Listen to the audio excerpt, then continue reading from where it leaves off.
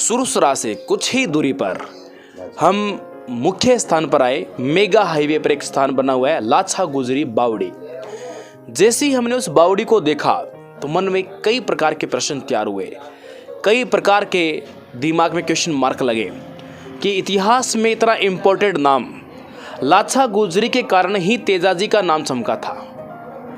लाछा गुजरी की गाय यदि मेर की मीणा नहीं लेकर जाते तो तेजाजी महाराज इस प्रकार से वीरगति को प्राप्त नहीं होते और ये इस प्रकार का चमत्कार नहीं होता, न सांप डसता और न सुरसरा का यहाँ कोई महत्व होता। और उस स्थान को देखा तो मेरे दिमाग में कई प्रकार के प्रश्न आए कि ये सरकार ने ऐसे ऐसे स्थानों को महत्व दे रखा है। आबानेरी की बावड़ी है, चांद बावड़ी है, राजस्थान में सैकड़ों की संख्या में बावड़ी है, हमारे भारत में हजारों की संख्या में बावड़ी है, उनका संरक्षण किया जा रहा है। लेकिन एक धार्मिक स्थल से जुड़ा हुआ स्थान जिसका संबंध हमारे इतिहास से है, जबकि हमारा इतिहास की धरोहर है वो, और उसका कोई रखरखाव नहीं है। मैंने उसकी दशा देखी तो मेरे अंदर से आंसू निकलने शुरू हुए कि इसकी क्या दशा है, कैसे इसको जर्जर बनाया जा सका है। और मैंने महाराज जी से कुछ उसके लिए शब्द भी सुने। महाराज जी खुद आपको बताएंगे उसकी स्थिति क्या है और क्या ये महाराज जी अपने 4 शब्द बताना चाहेंगे। महाराज जी सबसे पहले आपका स्वागत है, बताइए। नहीं, जब तक इसका जीर्णोद्धार ना हो, सरकार इसमें पैसा नहीं लगावे, सरकार इसके ऊपर ध्यान नहीं दे, जब इतिहास का नाम ही खत्म हो जाएगा। हाँ जी। पंचायत चाहती नहीं, वो एक ही जवाब देती है कि ये सरकार की भूमि है।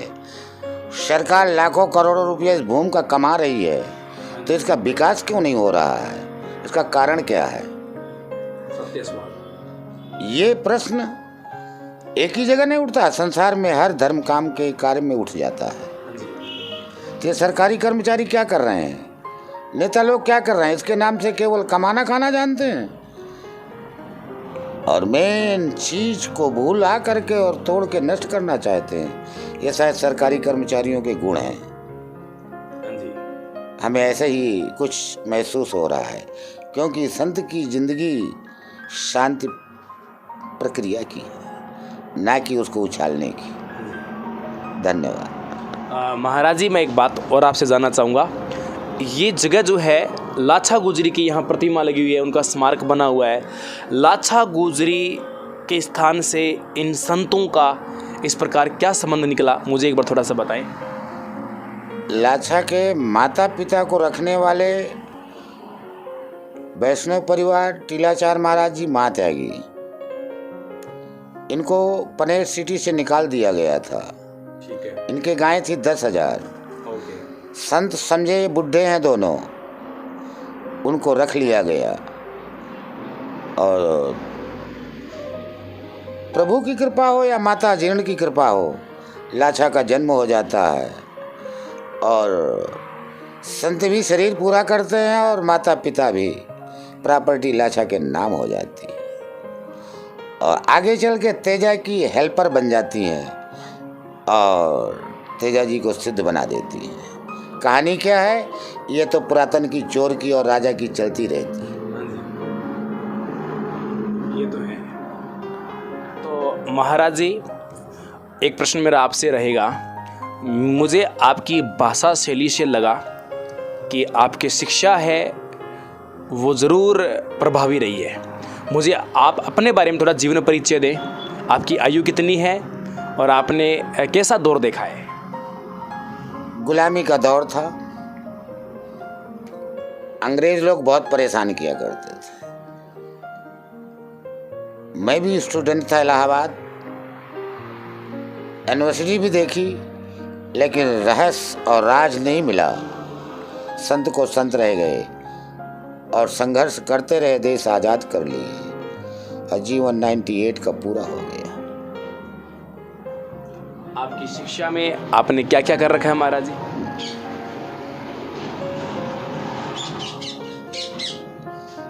मैंने अध्ययन करने के बाद उसका यूज ही नहीं किया तो उसको क्या कहा जाए? ये भी अच्छा सवाल है। राइट, मैंने उसको यूज ही नहीं किया तो तुमसे कैसे मैं कह दूं कि मैं प्रिंसिपल था? राइट। इसलिए अपनी प्रॉपर्टी बचाने के लिए हमने शिक्षा ग्रहण किया। और आज भी बचाते चले आए हैं। कानून हमारा कुछ नहीं कर सकता क्योंकि पढ़े लिखे हैं। कानून वो हमसे लड़ेगा तो कानून से हम भी लड़ना सीख लिए हैं। ये संत के काम होते हैं, संत किसी से लड़ाई नहीं करते। इसलिए विचार हो तो मीडिया का, बड़े बड़े नेताओं का, सुनने वालों का, बड़े बड़े दिग्गजों का, तो इसको सुधार करने की कोशिश करें, अन्यथा इसी जैसे वो भी डूब जाएंगे। चाहे मीडिया हो और चाहे ऑल वर्ल्ड हो, वो भी डूब जाएगा। यदि इधर सुधार नहीं हुआ तो वो भी डूब जाएगा, क्योंकि इसको डूबना है तो इनको भी डूबना है। ये प्रत्यक्ष के प्रमाण है। शास्त्र की जरूरत संतों की नहीं पड़ती। महाराज जी की वाणी से यदि आप समझे हो, मैं इससे यह समझाऊं कि इन्होंने हमारी जनता से, सरकार से एक निवेदन किया है कि जो हमारे इतिहास की धरोहर है इसे संजोया जाए, इसका रखरखाव किया जाए, इतिहास इसका सुरक्षा रखा जाए, बिल्कुल सुरक्षा की जाए और इसके लिए कुछ 4 कदम आगे उठाए जाए, क्योंकि यह हमारा इतिहास है, धरोहर है हमारी। ये कोई एक सामान्य बावड़ी नहीं है। इसके इतिहास के महत्व को बनाए रखने के लिए ये निवेदन किया जा रहा है। जो भी कर सके इसके लिए प्रयास, उन सब के लिए ये प्रस्ताव है। वो लाछा गुजरी जो गायों को पाला करती थी, तेजाजी महाराज ने अपने प्राणों को त्याग कर वीर गति को प्राप्त होकर भी उनकी रक्षा की।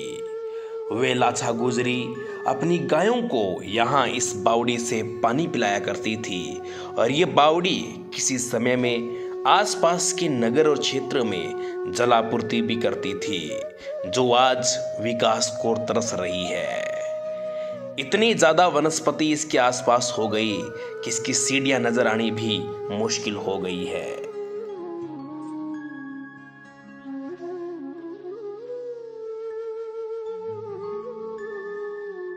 इसी प्रकार मैं आपके लिए नई नई जानकारी लेके आता रहूंगा। जय हिंद, जय भारत।